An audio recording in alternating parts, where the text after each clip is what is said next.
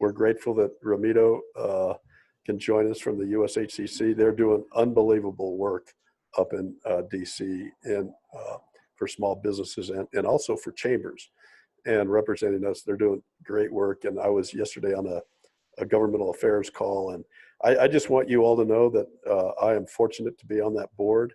There are some extremely bright, capable people on that board, and it's reflected in the Governmental Affairs Committee meetings with the many folks that are dedicated to the USHCC and to local chambers and Hispanic business enterprises. So I'm very fortunate. Mary is going to run the show here, and she's going to acknowledge people when they have a question. But Mary, would you like to start us off? Thank you all for being here. I'm really excited to hear what Ramiro has to say. So are we expecting anyone else? Probably good. Hi, JP. Hey. Yeah. Yes. Yes. Can you guys hear me? I think my microphone and my camera are wigging out. Your microphone's good. Okay. We're All right. expecting about 5 more people, and we are recording. Okay. Well, then let's go ahead and move along. Did anybody else have anything they want to announce or share or say before we get started? No? All right. Ramiro, can we get going with you? Thank you. Thank you, Madam Chair. Thank you for the privilege to be with you and your team at the Albuquerque Hispano Chamber of Commerce this morning. We greatly value the volunteer leadership you and your board provide, and of course your immediate past chair, Dennis the Beard Garcia, on the phone. But I want to thank each of you for giving Ernie's time to us. He represents the region very well, represents Albuquerque extremely well, and he is the first to compliment the other members of our Government Affairs Committee. But Ernie, great value that he adds, he and the team there with you on the staff, Annette, Jim, Ryan, everyone, Ernie, y'all have a fantastic team. Connie, that Tessa, we were just on a call with her yesterday with Wells Fargo. So Ernie, thank you for always being our compass on the board when it comes to the needs and wants of our chambers. So thank you. I'll do my best to be brief before I start to give you an update on the happenings in Washington with the Paycheck Protection Plan and the CARES Act. I wanted to extend to Rebecca Butler a big hello from our Government Affairs Director, who we stole from Arca Continental or Coca-Cola, Leroy Cavazos, who is not related to me, but Rebecca, he sends his warm regards to you. Yes, please tell him I say hi. We love him. I will, thank you. And I see that Cynthia's on the line from the city of Albuquerque. Cynthia, thank you for being our head of economic development in the community and doing it so well, and always being a wonderful champion for the United States Hispanic Chamber of Commerce too. Thank you, Ramiro. Thank you. So I will do my best. I know you all are as connected as hopefully all of us are, but you all know that the initial tranche of money of $350 billion to help our small businesses have the liquidity that they need, either through loans or forgivable loans to cover their payroll, their utility costs, and of course their mortgage or rent, and independent contractors who are entrepreneurs. That's our greatest need, as we discussed at the Government Affairs Committee yesterday, and our chambers, that funding has already been expended. $350 billion has either been allocated or applied for. We might hear as early as 4 p.m. today between the Republicans and the Democrats, who are in a stalemate right now, as you all know, about what the next stimulus bill should look like. But the goal is to have another $250 billion put into the Paycheck Protection Program for our small businesses in Albuquerque and throughout the country. The lending has not been easy because, as I've said before, since this $350 billion has been allocated in less than 2 weeks, in our country. The need is so great, but at the same time, the rules of the game have been changing and been confusing, not just for people applying that need the help to keep their businesses open and their people employed, but the banks themselves have struggled. And the SBA itself did not have the application before the Department of Treasury put it on their website initially. So the plane has been flying and it's being built at the same time, as I've said before. And so we're all doing our best to stay on top of this. So having said that, this program was supposed to be 100% federally backed and a program that was meant to work for up to 2.5 months. Unfortunately, only folks with banking relationships really had the inside track. 48% of Hispanic-owned businesses in America do not have a banker relationship. So we're trying to take care of the other 48%, or close to more than 2 million Hispanic-owned businesses and small businesses. There are 30 million small businesses in America, and right now 7.5 million of those businesses, 1 out of every 4, has already shut its doors because of the economic crisis brought about by the COVID-19. I'll just stop there and pivot to what we think will be coming up. The bill, the reason there's a stalemate is the Republicans, from what we hear, are putting in $250 billion to get the funding out there. The Democrats want the funding, but they want some of that funding to be directed to unemployment insurance, to supplemental nutrition assistance programs, to state and local governments, and more funding also for hospitals, and aid for the federal housing assistance program. So the stalemate is that the Democrats want to know where the money's going and direct it more. The Republicans just want to put more funding out there. Regardless of what we feel is right or wrong, it's really hard to track the $350 billion that have been allocated, where it's going. Is it going to Latinos, women-owned, African-American owned, or Native American-owned businesses?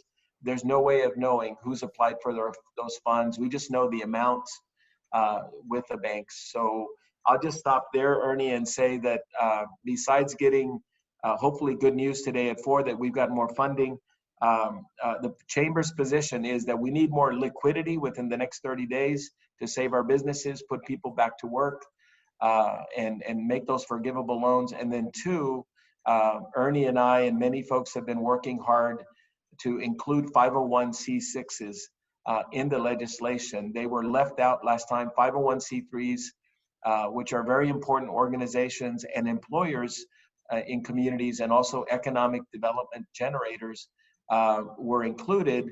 But most chambers, the 250 Hispanic chambers that we represent, including the Albuquerque Hispano Chamber, were not included unless they were just going to seek the support for the C3s. Most chambers are C6s, and we could also get forgivable loans to support the staffing and day-to-day expenses like utilities for up to 8 weeks for chambers of commerce. And we want to stipulate that that should be 501c6s below 50 employees. The reason the C6s were left out last time is that many major leagues, like the NFL, the National Football League, itself is a 501c6, and the law should not be passed and allocate funds for such a large organization such as that. And that's why they were not included last time. So we're asking for C6s to be included below 50 employees. We feel that there's some traction to do that. We're working with Democrats and Republicans. I'll just stop there, Ernie, and open it up to any questions. Sorry I went a little long, but I want to thank each of you for your advocacy and then your support of the Albuquerque Hispano Chamber. So Ramiro, it's Dennis. Thank you for hosting this today. I've been on calls all morning about the lack of funding and the potential for new funding, but at the end of the day, in either case, Congress hasn't allocated enough money to do what we're trying to do. Add the 350 and the 250, we probably still need another half a billion more to make this really work. So what do you see going forward on that front to further fund this particular need? If I just work some quick numbers, 250 billion, let's assume it's 25 million more small businesses that need to be funded. That's 10,000 each. That doesn't get them anywhere. Right. So how do we do this? Thank you, Dennis. And I know that as a banker, you've been in the thick of this. You're right, there's not enough funding. The 250 billion has been a number that was put out a week ago by the White House, and we have made it clear that that's not going to be enough funding. A lot of funding is being done by PayPal, for example. Local governments, cities and counties and state governments are also putting up funds. The private sector is putting up grants for forgivable loans too, because we realize that the government has not put enough money out there. The plan, Dennis, to get specific to your question, is if we can get 250 billion approved today, so the loans that are that were in the queue that are not queued right now, we can continue the lending. This is an emergency situation to keep our businesses and to have them survive and keep their workforce. There's talk that there'll be 2 more, possibly 3 stimulus bills. So the one that might be approved by the 20th of April, we hear would be round 4, and that we may need around 5 and 6 for funding. But I'm happy to say, Dennis, that a lot of folks have stepped up in addition to banks during this period, from the private sector, Fortune 500 corporations, community foundations, and state and local governments to put money out there in micro grants or grants for small businesses. And that's why we want to know where those loans are going to, because we just know the amounts, the ranges, but we don't know if it's really meeting the need by helping the small businesses. The survey that we found recently says that 56% of our businesses in America need direct cash payments right now because they don't have the cash flow to survive. The second 30% of our businesses need loans or financial aid, and then 21% need support and help with their payroll taxes. Those are the big 3 needs right now, and we need to do this in the next 2 weeks, Dennis, or else we're going to lose many of our small businesses. Hi, Ramiro. This is Cynthia. A great question, Dennis. I just want to piggyback on what Dennis asked, but talk about more of those micro businesses. We thank you for allowing me to be a part of the conversation last week with our MBDA director. My question is there conversations, are there conversations happening around the support and in the sense of why, first question, why weren't CDFIs not specifically included in the initial stimulus package? And number 2, are there conversations happening to include CDFIs? As you know, the majority of our micro businesses are owned by Latinos. And in an effort to try to, as you mentioned, municipalities and governments in the private sector are stepping up to try to fill the gaps. And so in an effort, what we did at the city is we offered qualifying micro businesses, those with fewer than 5 employees, a grant up to $5,000 to support their day-to-day operations. In 2 days, we received 1,400 applications, and we only have $700,000 to grant. And so I'm just wondering, are there any conversations around CDFIs, and yes. What's the plan going forward? Thank you, Cynthia. Thank you for joining us last week with Henry Childs and for your questions. And your question is spot on. Ernie and the board of directors sent a letter that we prepared that included CDFIs to the House Committee on Finance, because you're right, the CARES Act did not delineate or have the detail that community development finance corporations or small business investment corporations or minority-owned banks. They were kind of referenced, but there was no specific language put in about an allocation amount. The allocation amount of 350 was broad, but it was not directed to community lending where the need really exists, as you have shown through your efforts at the city of Albuquerque. The money's going quickly.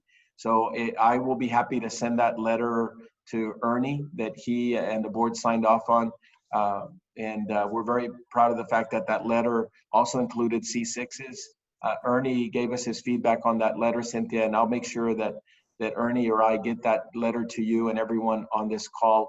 I do want to say that as the city of Albuquerque did just 2 days ago, the governor of the state of Texas, and again, I don't want to say Texas is a bellwether for how to do things right, because it isn't, but I know the governor leveraged $25 million from Goldman Sachs from 10,000 small businesses to have those dollars allocated to Lift Fund, which is also known as Acción. And within 48 hours, $25 million were applied for and allocated. That's how quickly that funding went and leveraged. And you're right, Cynthia, you know, the need is great, as you and Dennis have just pointed out. We need more liquidity out there, and the need is great as businesses are trying to survive. And as my son, who's an 8th grader, said, "Dad, today's the peak of this COVID virus. April 16th is the peak, and we're still not out of the woods. But we need to start talking about when we can get back to business, as you all know, and we need to do that wisely." But the businesses that have been shuttered, and many of them Latino-owned businesses, you all know that Latinos, 4 out of 5 of us cannot work remotely in our jobs. So we're blessed, many of us who are on this call, that we can do that. But many of our businesses are struggling right now to keep their workforce, because they're on the front lines. They're in the service industry. They're restaurant owners and businesses, construction companies. So thank you, Cynthia, for what you all put out in your community, and we will make sure that that letter is sent to each of you, and we're going to continue to lobby to push that requirement. Great. Thank you, Ramiro. Thank you.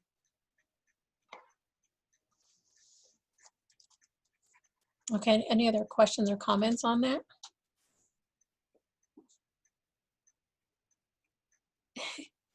Can you all hear me? Yes, Mary. Okay, sorry, this thing is Thank you all. glitching out. I keep seeing it going off and on, so I'm thinking I'm in silence over here. No. I want to clarify again. I apologize because I didn't see this phone number anywhere, but can 1227 tell us your name again?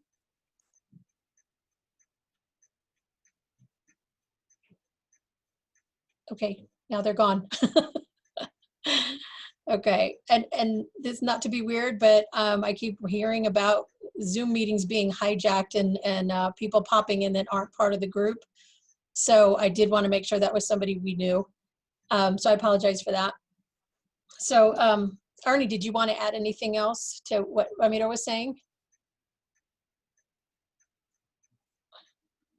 You're muted. Am I unmuted now? There you go. Okay. So I was talking to you just a minute ago. You couldn't hear me. Okay. Yeah, we can hear you. Perfect. Yay. Hey, no, I'm just grateful for Ramiro. They're doing a great job. They're a small group. I think there's like 7 employees there, and they're doing huge work for the chambers and Hispanic business enterprises. And I'm grateful to be on the board. But I just am grateful, Ramiro, that you were able to share and spend some time with us. I've already got him to commit to bringing the convention here again this year in October.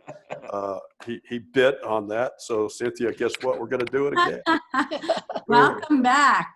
We're ready. We're coming back, Cynthia. Tell the No, we did. I'd like to, on that, we were fortunate enough, unfortunate for Charlotte, but we were fortunate enough to gain the Department of Energy's small business, their big conference that had to be canceled, unfortunately, in Charlotte, and will now happen in Albuquerque in August. So wonderful.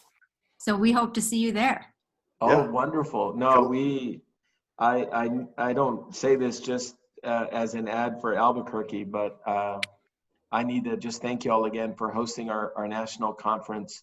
And we each were blessed that Albuquerque hosted us so well. We felt like family, and we want to thank the financial support that you all gave us, and just the wonderful cultural and entrepreneurial experience.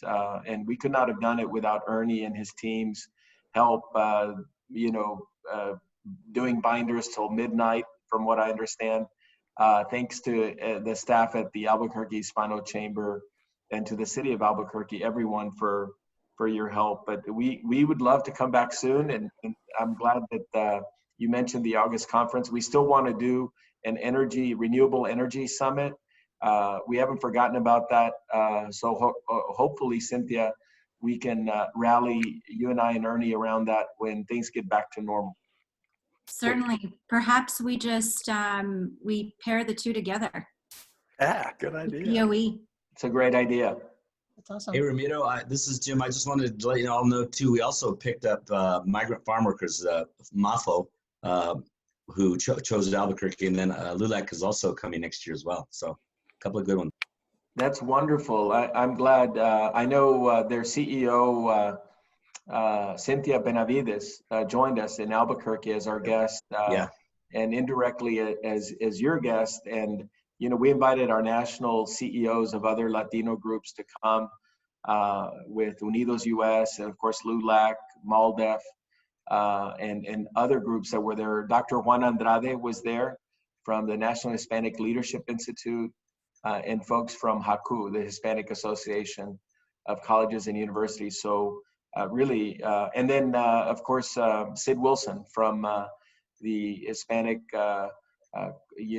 Association on Corporate Responsibility, ACER. So no, thank you. I mean, Albuquerque presented well and presented in a national way, an international manner, and thank you, Jim, for sharing that. We will continue to spread the good word, and we would love to come back. We were scheduled, as you all know, to go to, Ernie was on the committee to take our conference to Boca Raton, Florida this year, and actually that was my last work trip before the quarantine period, where I was there with our chair, Carmen Castillo, to review contracts, and luckily we did not sign anything yet, but we were going to have our national conference in September there. We don't know, we'll follow Ernie's lead and the board, but as of now, we don't know where we'll do the fall conference. We are wide open. And as you know, we had to reschedule our legislative conference scheduled in late March, early April also. So let's see where we head going forward. I know Ernie will be a great advocate for Albuquerque on all things related to business and tourism. Thanks. I'll send you a draft contract in this afternoon, Ramiro. Thank you. Get that sucker signed. Yeah. Thank you all very much. Thanks, Ramiro. Thanks for joining us. Other Thank great you. speakers, and you all take care. Have a great day. Thank Thank you. you, sir. You take care. Bye-bye. Thank you. So Jason Weeks, is he there? I'm here. He's- Can you hear me? Yeah. Hey, Jason. How's it going, everybody? Good. So let me do a little introduction for Jason. I think I've done it before, but I've known Jason since he was like 6 years old. He was my next door neighbor. And Jason's father, Dan Weeks, has been a longtime lobbyist. I think he was CAO for the city of Albuquerque. I don't know if that was under Saavedra. I can't remember who he was. Schultz. Schultz, under Schultz. And but his father's been a long time governmental affairs lobbyist person, and Jason is an attorney and took up that as well. And he represents us at Santa Fe, and he does it very well, and he does it where it doesn't hit our paycheck too much. So we're very grateful. He's a sponsor of our gala. He does a great job for us. And so, Jason, here you go. I'd like for you to kind of talk a little bit about what you see coming up in the special session and how businesses might collaborate to try to get some of this reopened at the right time and all that good stuff. So sorry to interrupt you, Mary.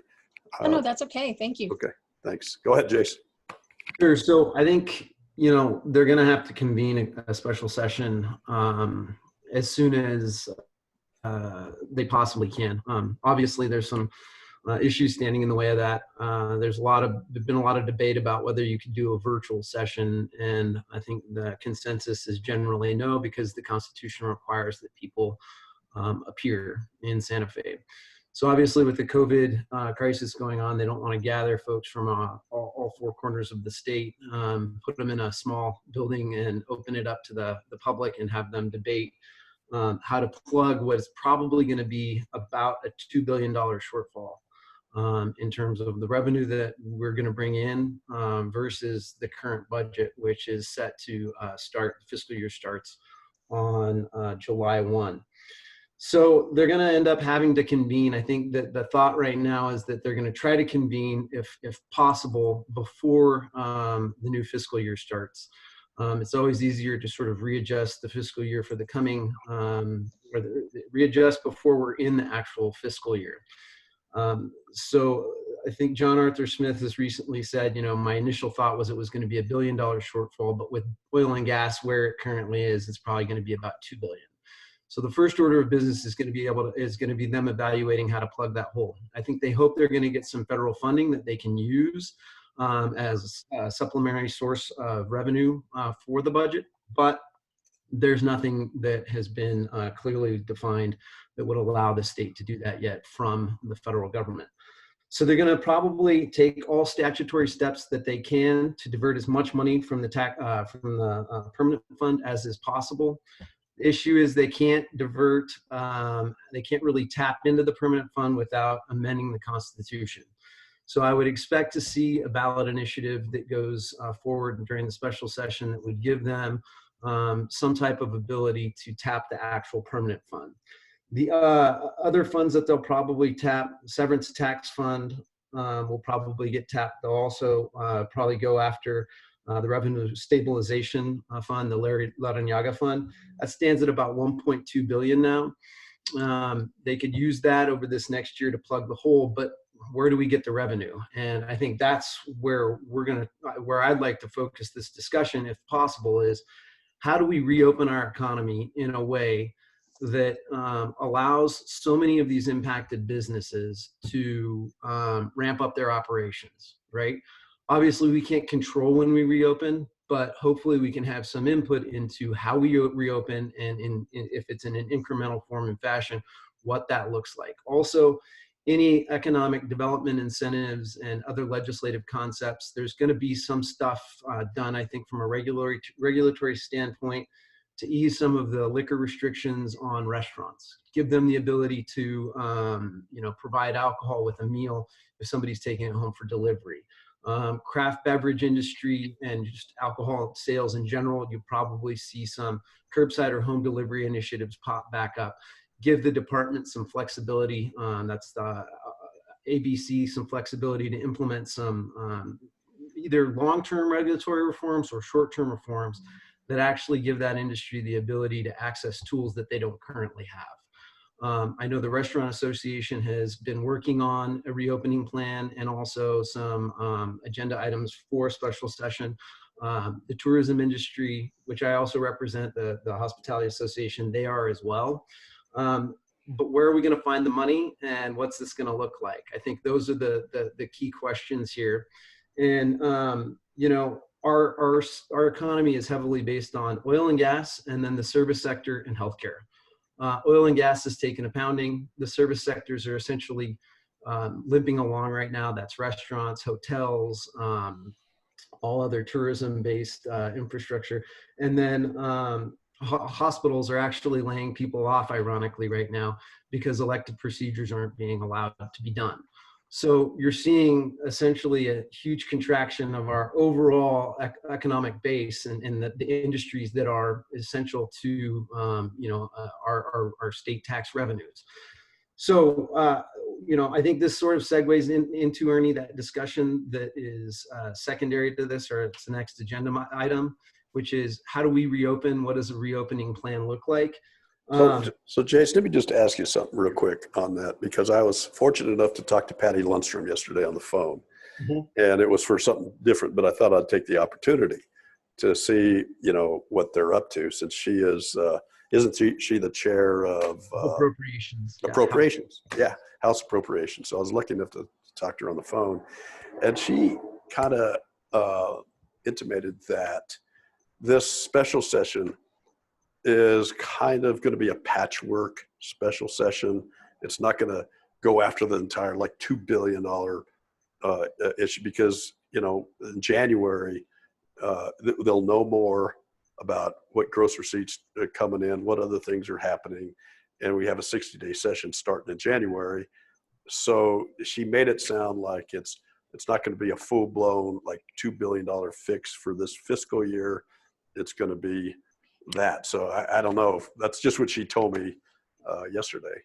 Have you heard anything like that?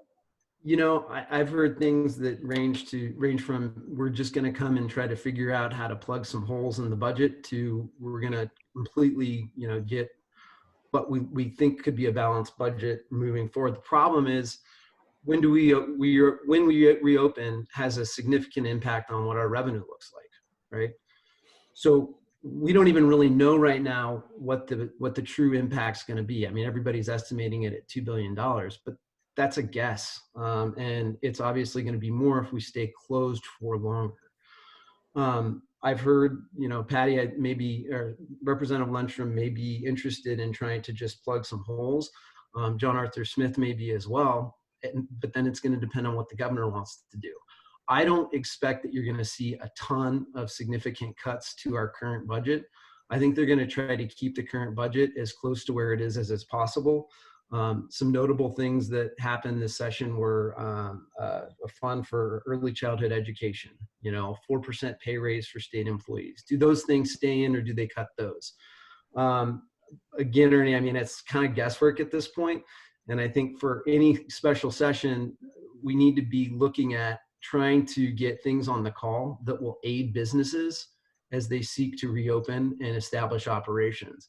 And honestly, that's going to come from the private sector. And so the discussion, I think, should generally focus on what reforms, what economic development incentives can the state pursue to try to lessen the impact on businesses and get everybody back on their feet. It's so hard for me to be looking into a crystal ball and saying this is exactly what's going to happen. And so I guess my question to this group is, what do we think needs to happen on a state level? Not just from a technical, an actual statutory standpoint, but what would we like to see happen? What initiatives would we like to see implemented? And then how, the secondary point is, and then how do we advance those to actually implement changes and pursue pieces of legislation that would accomplish those ends? Hey, Ernie, this is Cynthia, and thanks, Jason, for that. Cynthia Jaramillo with the City of Albuquerque. I have a question, because it seems as if, you mentioned the Restaurant Association, there are many other organizations that are starting to have conversations and developing strategic plans around recovery. And also in my shop, we're starting to have those planning sessions and meetings to talk about developing economic development recovery strategies. Being that given that Albuquerque is the largest metropolitan area, we know that we certainly aren't going to have the resources to support, or the bandwidth to support businesses in rolling out in phases when they start to reopen. but I'm wondering, Jason, if you are aware of, I know that the governor, she named her economic development recovery team, including several secretaries. But it seems as if everyone is doing one thing in these silos. You have the New Mexico Business Coalition that sent up their recommendations to the governor, and you have the tourism associations. And it seems as if it would be great if maybe the Albuquerque Hispano Chamber could serve as a conduit or a bridge between organizations, because we want to start having those conversations at the city. We have our own plans. However, we know that it's going to take the state to be the lead and the private sector to make, I don't want to say seamless recovery strategy happen or be implemented, but there's several conversations happening in silos. And if we could somewhat, if the business community, including tourism organizations, restaurant associations, could all get on the same page, it seems as if during this special session, we'd be a little more productive. And I guess my question is, do you know of anyone who is organizing a dream team that includes an economic development recovery strategy? So yeah, I think it's a really good point, Cynthia. I think what I've heard of and been involved in up to this point was really just focused on evaluating the relative impacts and aid that could be dispersed to businesses as this whole crisis kind of developed. I think that's now transitioning into a discussion about how we formulate a comprehensive reopening plan and an economic recovery plan. For local governmental entities, something that's going to be important is gross receipts tax and the online sales tax that has been passed but doesn't fully come into effect until I think it's July of 2021, right? That's the local increment on online sales being collected. Right now that's being phased in. I think one question is, if we can get that phase in to happen sooner, we can generate some additional revenue that isn't just going to the state, but that's going to local governmental entities too.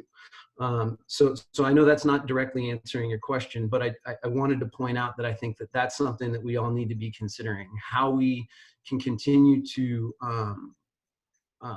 adjust our tax process and systems so that we can generate the revenue local governments and the state's going to need to continue to exist and implement programs. I do know that a number of secretaries have been called together. I think it's Bill McCamley is going to be a part of it. Jen Schreier, who's tourism, Alicia Keys, and several others are looking at forming a group to give input into the governor's office and the administration as to how private industry thinks that an economic recovery package could be put together and a plan put into place. But absolutely, I think an association like the Hispano Chamber could serve as sort of a gathering point of information, because it represents such a broad swath of industry. Small business is going to be the backbone of this. And I think everybody has kind of said economic development focuses on attracting new businesses and attracting manufacturing and things of that nature. But we're in a position now where we're going to have to save the service industries and the small businesses that are the backbone of our economy. And quite frankly, one of the most significant portions of our tax base.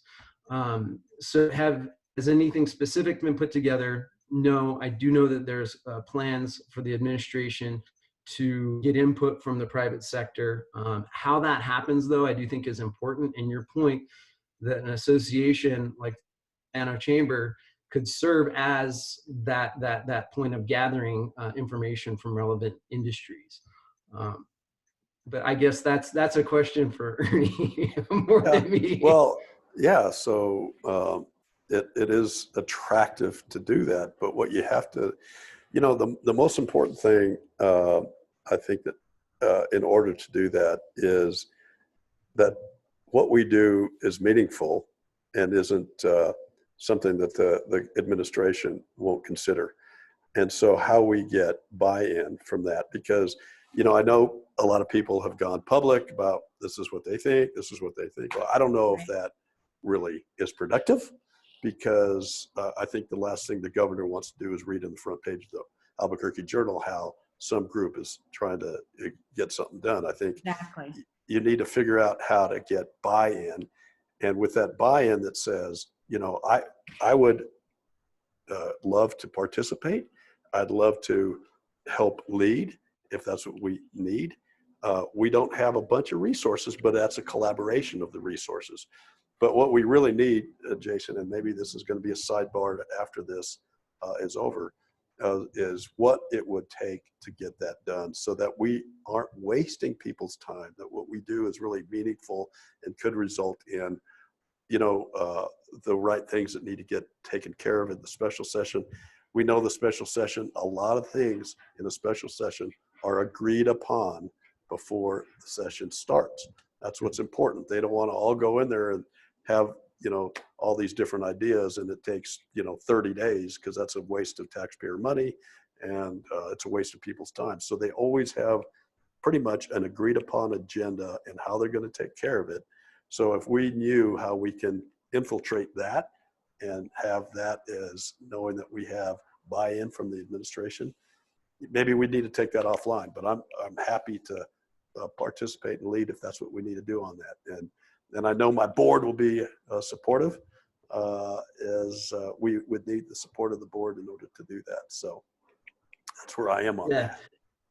And Ernie, I think it's always going to be a choir of voices. If they're singing out of harmony and out of tune and saying totally different things, then the message gets lost from each individual industry and broader representatives of broader industry. So it's about getting on the same page. As you said, presenting something that's meaningful and that can be actioned on. I think the governor's office is trying to figure out how to get input that is cohesive. But if the Restaurant Association is saying one thing and the Tourism Association is saying another, and the Brewers Guild saying something else, and then they're going to be like, "Well, you guys go home, Figure it out."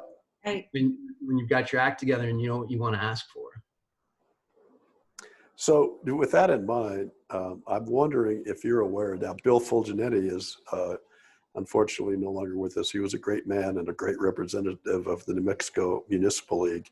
And I'm not sure if the Municipal League are putting together, I don't even know if they've hired a new executive director or whatever, if they're doing something relative to what the needs are of the local governments.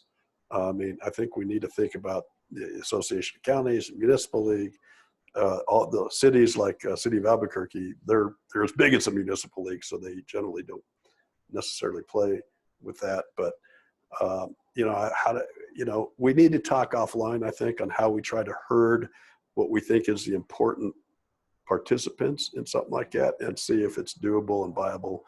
And if it is, I'm certainly willing to do whatever the chamber's role should be with that. I'm happy to do that under the direction of my boss, Mary Martinez. Yeah. So, yeah. So, how about other board members? What are they saying about that? What are they thinking?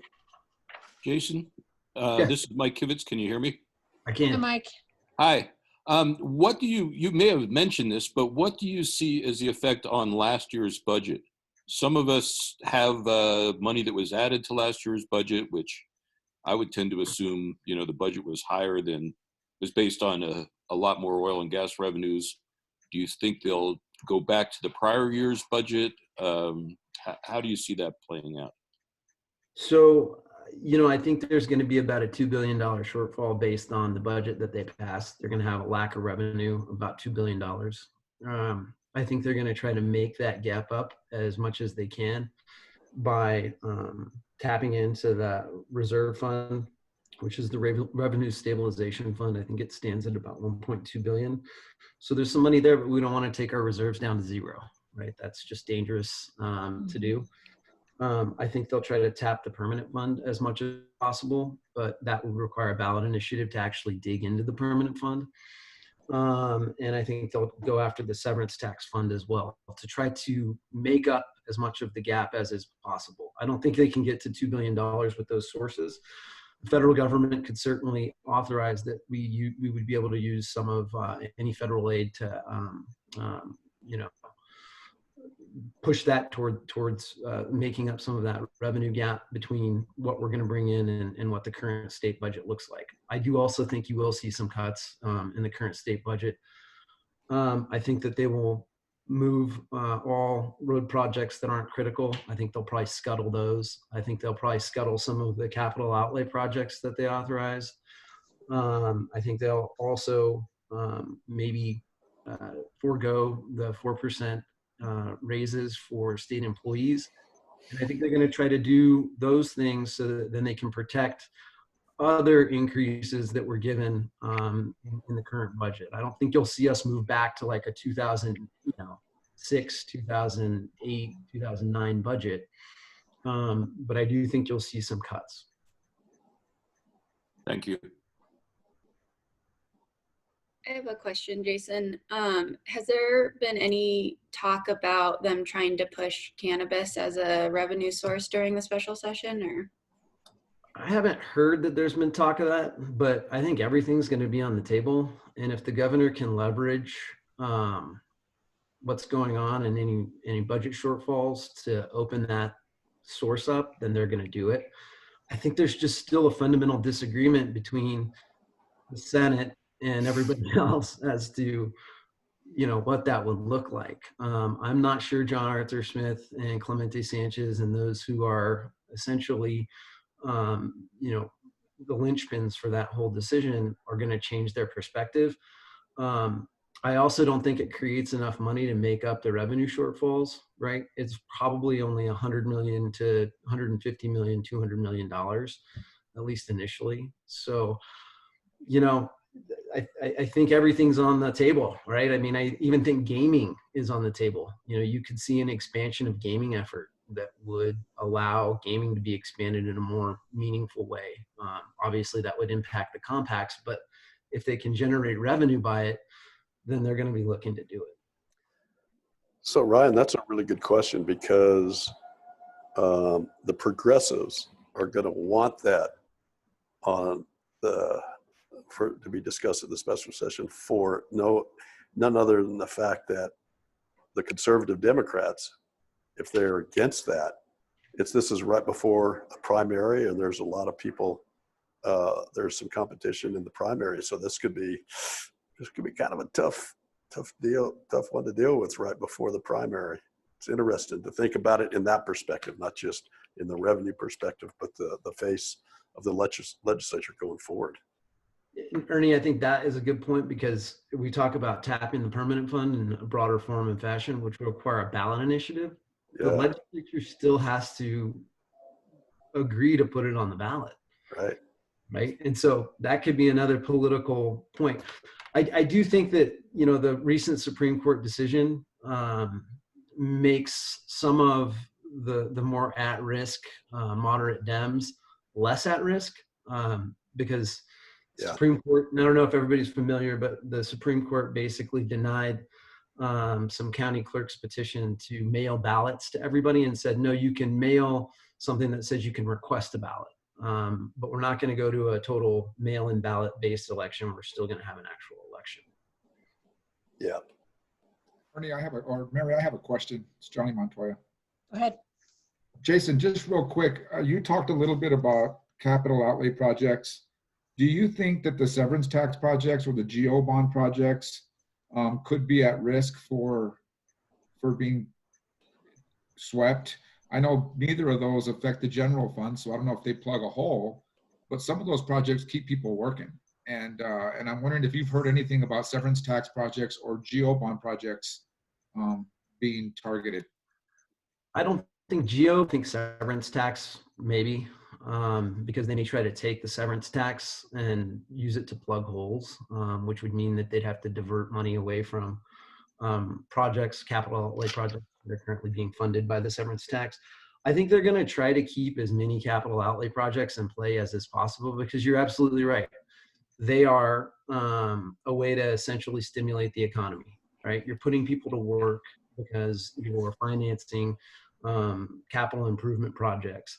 that touch every corner of the state. I haven't heard a specific plan to go after any specific projects or any specific pot of money. Severance tax has certainly been mentioned, but there's no specific plan as it relates to how they would divert those funds and what projects would specifically be at risk. Thank you. By the way, Johnny, I like your backdrop. I'm not a fan of that backdrop. Sorry. No. Well, you got to do what you got to do. I mean, I'm a Lobo like 3 times over. I know, but New Mexico, I'm an Aggie, and they also pay me to be a lobbyist for them, so I got to give them a little credit. Oh, that's important. Yeah. Yep. All right. So I guess the next item, and we sort of started talking about it, was opening of the businesses, small businesses. Is there any talk, and maybe this question is for Cynthia, but is there any talk about how how the city plans on phasing in openings? Is it going to be by industry? How do we do that and do it safely? Hi, Mary. Thanks for that question. As a matter of fact, I have a conference call with our Fire Marshal, Jean Gallegos, this afternoon at the city. Again, we're doing what we can to develop strategic plans around the support of small businesses. And, a lot of the power lies with the Fire Marshal's office. And so right now, what we're doing is we're beginning to build out that plan. And we don't have one as of yet, unless the Fire Marshal and our Environmental Health Department has come up with a plan. But it is my understanding that we'll start developing that plan this afternoon. Again, it'll be very important to have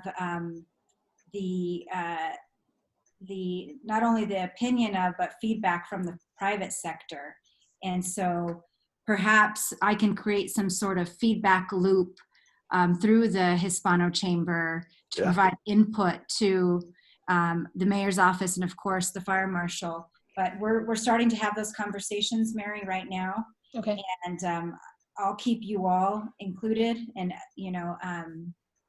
in the loop on those conversations as they evolve. Okay, that's Super. good. Yeah, but of course, we're bound to the state and bound to what the governor decides to do. And but I want you all to know that we are having those conversations. I mean, the majority of our businesses in Albuquerque are Main Street and those restaurants, mom and pop shops, and so we'll definitely keep you in the loop on the plans as they progress. Okay, that's Thanks, awesome. Cynthia. Yep.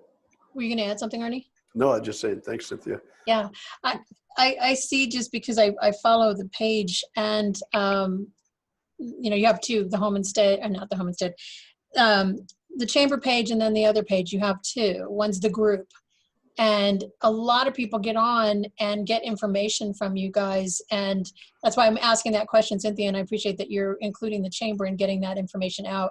I feel like a lot of people really do turn to the chamber for information, so it's good for us to have it as real time as we can and get it out and keep people hopeful.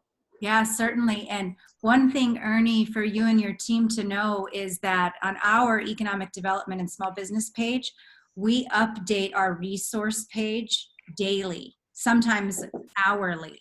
And so as resources and information becomes available to us, we try to make it available to the community. And so I think you have our link up there.